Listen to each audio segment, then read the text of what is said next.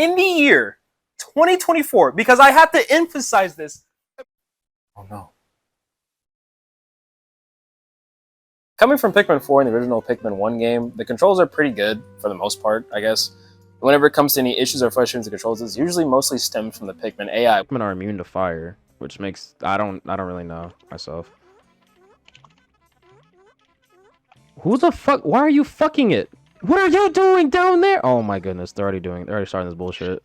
What, bro? What is this one doing? What is this one doing? Why is he humping the ground? He's getting in position, bro. Nigga, I'm. Oh yeah, you. He might be twerking on the ground. It's crazy. Everything from the original control scheme is pretty much translated over 1-to-1, but the only difference is while holding the A button, and only in this version of Pikmin 1, while you move your Joy-Con, you actually be able to use motion controls. This is the only way you can use motion controls. You cannot use it in a sort of an idle state character directional control like in the Wii version of Pikmin 1. The second control change in this game that I don't understand the most now is that you have to hold the L button and then move the right stick to order your Pikmin around the squad. Essentially, kind of like this, hold the L button, move your stick around, and you know how it makes them do the when Olimar does the I don't know why the fuck I did that when I could have just shown you guys on screen. Well, this is what you're getting. You're getting a little bit of both. You'll see me do this stupidly, and then hopefully to my side you'll see the actual fucking game. If not, then well, I failed as a creator. This probably isn't even going in the video, honestly, knowing me, but you know, hey, you know what? You can like that subscribe button. I genuinely do not understand most of the decisions made in this game. Like, you have a really good version, a remake in fact, of Pikmin 1 for the Wii, and then you go on to take a dump, because that's what this game is sometimes, a dump. I won't lie. You know, I'm not being overly negative. It's a good game. But they took the Wii version's upgrades, said, meh, fuck it. Pikmin 4 is coming out like next month. Let's just make Pikmin 1 as easily as possible, throw the GameCube controls in with slight motion controls added in, and call it a day.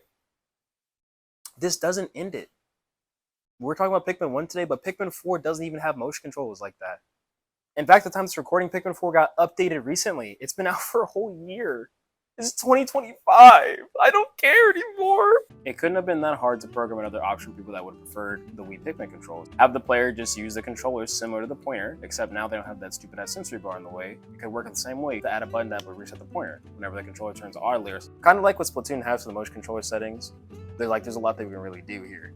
We also have pointer effects with the motion controls working on the Nintendo Switch ports of Mario Galaxy 1 and 2, so I mean, this decision to not really have full motion control aim really confuses me. I mean, yeah, there's probably some people out there who don't like the Wii ports controls, but then that's why you create an option for people to choose from.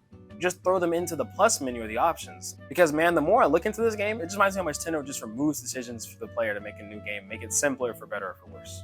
And I'm not just trying to poop on Nintendo games, there's a lot of Nintendo games that have gotten remakes that I like this one. Majora's Mask for 3DS, Legend of Zelda Skyward Sword HD, I haven't played it fully. Xenoblade Chronicles Definitive Edition, this one's fucking amazing. Link's Awakening for the fucking Nintendo Switch, this one's also fucking amazing. Pokemon Brilliant. Nice try, Nintendo. Nice fucking try. I fucking hate this game. Okay, look, the whole controls not being explained in the options menu or even on the store page might not be big deal for you, but it is to me. And you're kind of watching my video about my opinions and thoughts and all this extra blah, blah, blah, right? So let's take a step back from all the ranting and stuff that's kind of annoying for some people. Let's talk about something that I do like about Pikmin 1 and Pikmin in general. The designs and music. Pikmin 1's whole identity is based on Olimar's journey home to his family, after his ship crashes, of course. We go from the impact site where Olimar says things like, I only have 30 days to live on this planet before oxygen doesn't gives out and I fucking kick the bucket. Then he dubs the tutorial level the impact site, and then as soon as he meets the Pikmin and gets the engine back into the ship, a spark of hope shines within him, which conveniently enough he dubs the first area of the game, the Forest of Hope. Don't just take my word for it, listen to some of the music in the game without all the noises and the Pikmin in the background. Some of this stuff is just super relaxing, and sometimes I listen to stuff while I'm editing videos here. Just take a listen.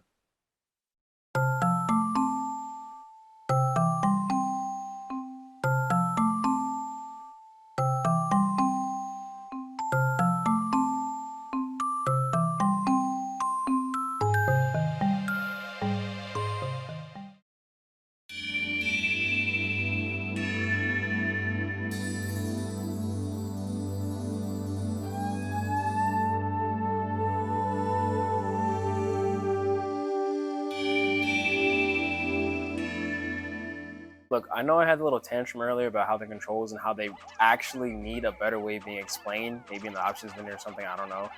But if there's one thing I can do, it's look past all of that, because Nintendo does one thing right. Keeps their games quality, their music good, their level design good, and most importantly, keeps their games bug-free. What the no! What the hell? What the fuck? What? Nigga. Oh hell nah. Bro. What the? Oh hell nah. Nah, this game's buggy as hell. What the fuck? So I really do not understand game design to a point where I can truly say how or why this happened. But isn't the point of a remake or a remaster to not only make the game look good in modern time, but also to remove, the flaws and glitches, the ones breaking the game's progress? Now, I was lucky enough not to get a lot of glitches, just a lot of dumb Pikmin AI, but I saw a lot of newer players closer to this game's release getting hit with a cluster of bugs and glitches that just stopped their progress almost immediately, to the point where they either return the game or just stop playing the game in general. Here are some of those glitches that I personally didn't get, but I think that are very important to highlight here.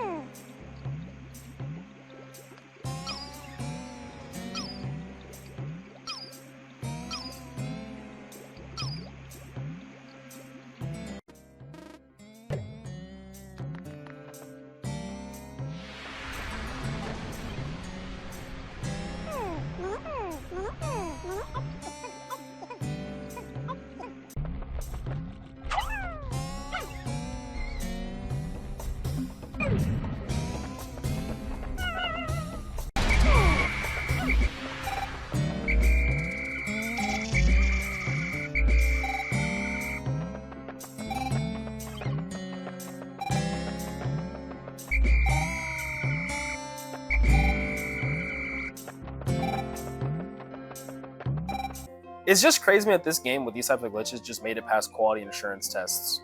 Like, some of these glitches don't even seem hard to pull off. They just happen randomly throughout random playthroughs. There's just no rhyme or reason when or why these glitches occur. You guys might think we might have done with the video. Don't even look at the video link. I know you're looking at it. It might be a little long or short or whatever. But we're not done yet. We have 29 out of 30 parts. The last challenge of Pikmin 1 is the final trial. An ultimate test of your throwing Pikmin skills, your multitasking skills, your moving and changing squad skills, and the most important of all, there's a boss at the end. Oh, we did it! We killed him! Oh, the boss is he's kind of dead. You know what? A lot of little fuckers died, but hey, a win is a win. That's actually not that bad for my first time playing Pikmin 1 fully. I won't lie. It's not bad.